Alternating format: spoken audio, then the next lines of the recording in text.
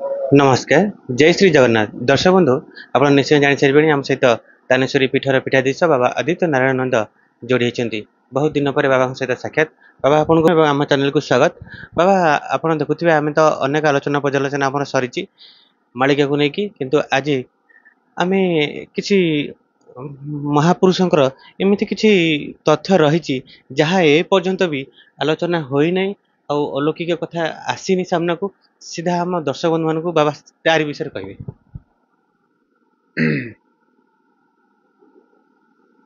ओम अच्युतानंद गोविंद रामकृष्ण सभेशजा नश्यन्ति सकल रोगम सत्य सत्य वदाम्यहम् अच्युताय नमस्तुभ्यं नमस्ते ब्रह्मरूपाय पद्मवने निवासाय गोविंदाय नमो नमः। हे कृष्ण करुणा सिंधु दीनबंधु जगत्पते गोपश्री गोपिकाकांत राधाकांत नमस्तुते तप्त कांचन गौरांगी राधे वृंदावनेश्वरी वृषभानुसुतं देवी राधे त्वं प्रणमाम्यहम्। श्रीमद उत्कल पीठाधीश्वरम जगद्गुरु वंदे। जय जगन्नाथ, जय महापुरुष, जय पंचसखा, जय कल्कीराम, जय गुरुदेव। गोटे कथा आप पचार जे महापुरुषंकर जो अलौकिक कथा ए पर्यंत जाके जन जगतर भितर को आसीनी से कथा आपण आलोचना करंतु। वर्तमान भूरी भूरी भाव बहुत कथा आलोचना चलती, बहुत कथा पर्यालोचना चलती। गोटे कथा आग एपिसोड रे मु कहूली जे क्रिया देखाइले कि हेब जदि नाही भावना कहे जशवंत दासटी थिले पूर्व वासना। जो माने पूर्व वासना रु आसीचंती सेमानंक पाई कि क्रिया देखैबा किछि आवश्यक नाही। माने आमे जदि पूर्व वासना रु आसीचु आमको अलौकिक देखैया दरकार नहीं। सेठू शून्य रु ठाकुर आसीबे, शून्य रु महापुरुष आसीबे, सेगुडा किछि हमकु देखैया दरकार नहीं। आमे जहा कहबू सेटा पूर्व वासना हरि कथा। महापुरुष अच्युतानंद गोटे कथा कहिसेंती, जदि पारुछु हरि कथा कह, हरि सेवकंक पारुषे रह, हरि कथा भजी नियतु दिन, हरि कथारे तो लगाओ मन। हरि तो सकल गति डाकी कहूची नेमाल अच्युति डकायतपण नाई रे। हरि कथाटा होची संसार रे सबुठु सार। हरि कथा जदि मनीष छाड़िबो उल्टै देले रिह माने माने रिह बोइले अड़ुआ सूता। वर्तमान आमे कोन सब अड़ुआ सूतारे पड़िचे। महापुरुष कहले माया जाल टोपे पड़िली, दिग नदी से कूल, भ्राता बंधु किस करिबे, मते नोहिला स्थल, रखिले रख जगन्नाथ, आउ नाही र कथा, तुम्भे न रखिले भासिली, शुणी हुआ चिंता। सबु कथा आलोचना करा जाइछि। आमे मालिका विषय कहूले। मालिका केते भागरे विभक्त? आली मालिका, ढग ढमाली मालिका, भविष्यत मालिका। आली मालिका रे महापुरुष कौन करछन? स्थान निरूपण करछन्ति। अमुक स्थान रे अमुक भक्त अछन्ति, अमुक स्थान रे अमुक जगह अछि, अमुक जगह रे अमुक ठाकुर अछन्ति, अमुक जगह रे अमुक लीला मान हबो। सब आली मालिका रे लिखिछन्ति। ढग ढमाली मालिका, जाई फूल मालिका, कई फूल मालिका, मरुआ फूल मालिका, एतकी फूल मालिका ढग ढमाली रे महापुरुष प्रकाश करछन्ति। महापुरुष पंचसखा भितर महापुरुष पांच जन कौन पूरा समान अलौकिक शक्तिर समस्ते सेवा पंच अंग पंचसखांकर देख। वर्तमान जो माने सब कहउचंती अच्युत अनंत जशवंत बलरामंकर आमे पंथी, तांको गुरु मानंकर कोउ दिन कथा अलगा होउनतला। पंचसखांकर गोटिए मत एहाकु जानती ज्ञानी पंडित, मेर्छ पतितंकु उद्धार पाई जन्म होइले ओडिशा भूमि। माने मेर्छ पतित मानकु उद्धार करिया पाई कि प्रभु जन्म होइचंथिले। तेणु करी एबे आ शिष्य मानक कथा सब अलगा हो जाउची। सब दो फांकिया कथावार्ता,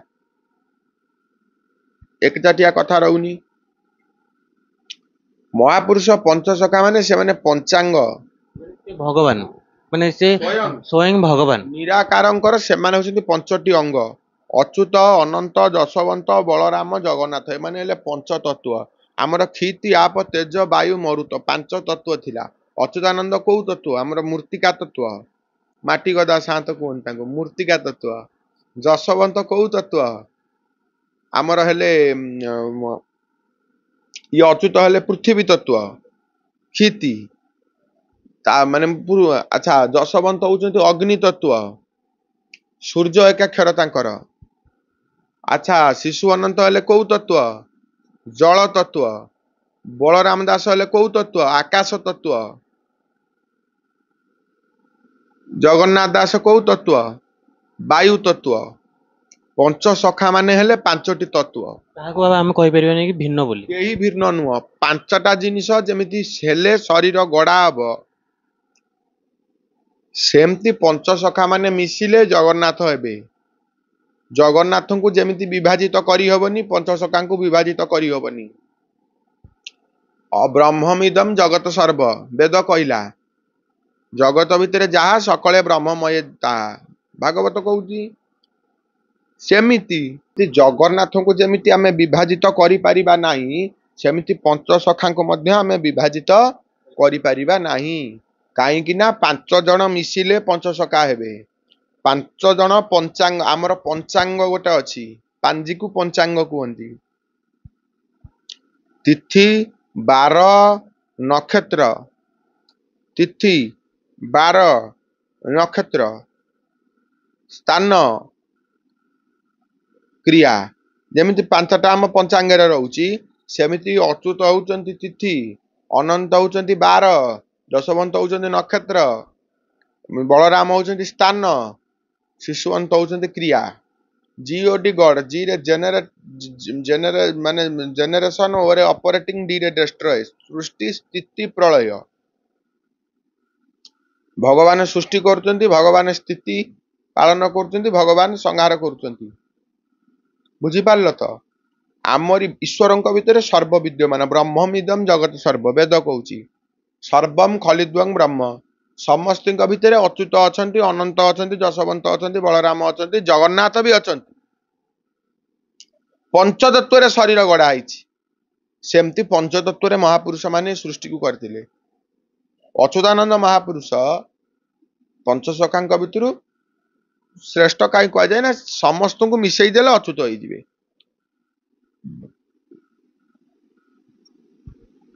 जी होउचंदी निजे अच्युत गोलकनाथ साक्षात विष्णु स्वरूपक विष्णुंकर स्वरूप होउचंती महापुरुष अच्युत।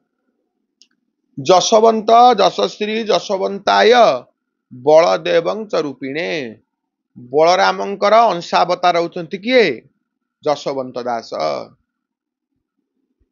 रमा सुभद्रिकां शैव जगन्नाथम तथैव च रमा विजय हेले सुभद्रा जगन्नाथ दास होउचंती सुभद्रा।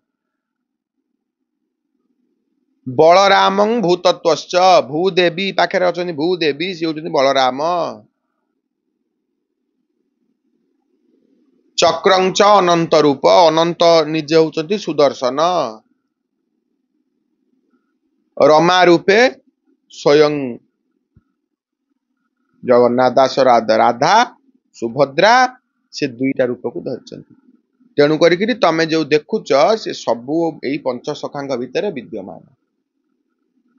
रत्न सिंहासन कौटी महापुरुष लिखिले तुलसीने गला यही गोल हाटपुर रत्न सिंहासन सहस्रा घर सजनी गो अच्युत करे विचार सजनी गो। अच्छा महापुरुष सबु विद्यारे पारंगम थिले तंत्र मंत्र जंत्र छाया ज्योति अबाड़ हज समाधि रस गुण ये 10टा जाक 10 विधि तांका पाखे थिला। आ मुइले कहबी अच्युतानंद महापुरुष तंत्र विषय लिखिचंती तमे जानिच ये विद्या जानिचंती कि महापुरुष लिखिचंती अनादि तंत्र राधा तंत्र वज्र घोटक तंत्र